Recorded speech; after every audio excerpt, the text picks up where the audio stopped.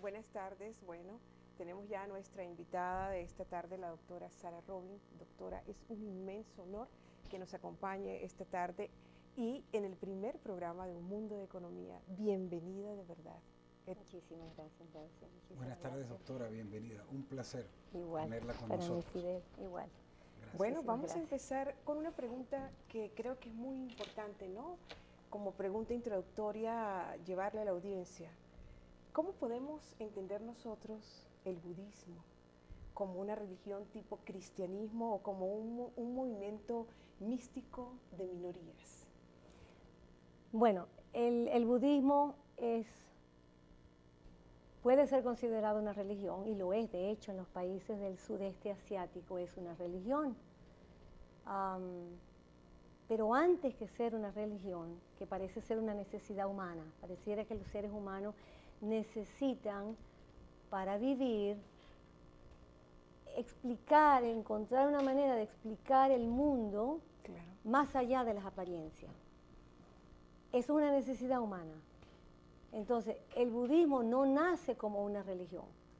El budismo nace, Buda, que significa el iluminado, su nombre era Gautama, y era un príncipe del clan de los Shakya, en la India. En la época del Buda, 563 a.C., cuando nace Gautama, él nace en un contexto donde el hinduismo ya tenía 3.000 años, ¿verdad? Claro. Y tenía los libros sagrados de los Vedas. Pero había un gran movimiento religioso, filosófico, espiritual, del cual él formó parte, por supuesto. Pero en su proposición, como le pasó a Cristo, Cristo es judío, Cristo no es cristiano. Cristo es un judío que rompe con toda esa formalización religiosa de la espiritualidad, porque la espiritualidad es mucho más grande que la religión. La religión son formalizaciones de la sociedad para atraer la espiritualidad y darle una dirección y unos cánones, como un partido político, pues. Exacto. Como que hay que organizar a la sociedad. Entonces se organizan partidos políticos, cada uno con una percepción diferente de cómo debe ser la cosa. La religión no es diferente, es exactamente igual. Es una organización, una proposición organizacional de la espiritualidad. Buda no propone una religión nueva. Él no la propone.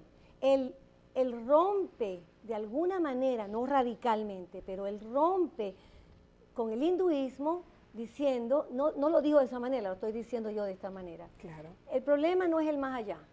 El problema no es adorar a un dios o no adorar. El problema es que en la vida hay un enorme sufrimiento. Y él hizo un análisis a partir de su vida personal y de lo que vio, dijo, ¿qué es lo que causa el sufrimiento? ¿Por qué tenemos que sufrir? Claro. ¿Por qué sufrimos al envejecer? ¿Por qué sufrimos con la enfermedad? ¿Por qué sufrimos porque nos vamos a morir? Él se hizo esas preguntas. Y en esa búsqueda de responderse a esas preguntas, ¿verdad? Y de tratar de ayudar al mundo a cambiar, llegó a una conclusión, que es lo que llamamos la iluminación, y su mente se abrió y el mundo no cambió. Él cambió la manera de ver el mundo. Doctora, y efectivamente en consecuencia, dentro del budismo, lo que promete el budismo, lo que persigue, lo que busca el practicante del budismo es llegar a alcanzar el nirvana. Ciertamente, ¿podría, ya que estamos hablando en este tema, explicarnos en qué consiste el nirvana? Bueno, el nirvana es una palabra muy utilizada, por supuesto, en relación al budismo. El nirvana, según las diferentes escuelas budistas, puede tener una significación o la otra. En unas corrientes como la Theravada, que es la de los pequeño camino, pero eso es un despectivo. En todo caso, en la escuela hinayana, nirvana es que nadie se puede sentar por ti, tú te tienes que salvar a ti mismo. Un poco como los bautistas en la iglesia cristiana, es decir, si tú no pronuncias el nombre de Cristo, nadie te puede salvar. Tú tienes que decir, yo creo que Cristo es mi Salvador. Yo tengo una inquietud, doctora Sara, y es la siguiente, ¿no? ¿Dónde el budismo se ha convertido en religión? ¿Y cómo han hecho sus promotores para que sea aceptado por cantidades importantes de gente? Bueno, como yo creo Por supuesto. Yo quería terminar de responder un Ok. segundo Bueno. a la pregunta del nirvana. En la escuela mahayana y en el linaje de donde yo vengo, tú creas tu propio, digamos, tú eres responsable, tú te sientas no solo por ti, tú te sientas por la humanidad, no lo tienes que pensar, pero al tú sentarte para tratar de conocerte y tratar de calmarte y tratar de aceptar al mundo como es, ¿verdad? Estás haciendo una contribución al mundo, Claro. ¿verdad? Y el nirvana es todos los días. Es decir, si yo salgo a la calle y ante la agresión de los carros y la agresión de los peatones y la agresión del mundo moderno, yo no reacciono, sino que trato de respirar y de entender, eso es nirvana, ¿verdad? Porque si yo estoy entendiendo que el mundo tiene una razón de ser, esa agresividad, el calor, la falta de trabajo, todas las circunstancias que nos están rodeando en este momento que son agresivas para el ser humano, pues, y yo decido no responder a eso, sino tratar de contemporizar, tratar de llevarlo, tratar de ser compasiva, simplemente estoy en nirvana. Si yo me empato en una de, entonces creo el infierno aquí mismo. De Y para verdad. responder a tu pregunta, Ajá, sí, le repito, pero esto es importante. Realmente, pues el nirvana proporciona a nosotros resguardarnos, ¿no?